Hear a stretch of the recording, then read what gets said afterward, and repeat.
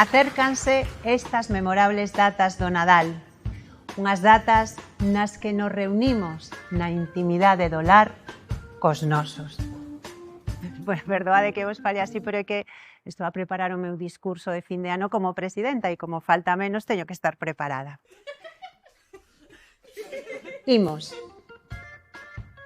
Nestas entrañables datas en que nos reunimos para celebrar as nosas tradicións ancestrais. Bueno, isto soa un pouco antigo, como cando só había unha forma de celebrar as cousas e punto.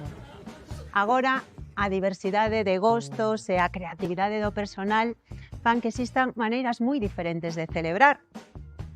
Hai quen prefire pasar estas datas coa familia e outros cos seres queridos.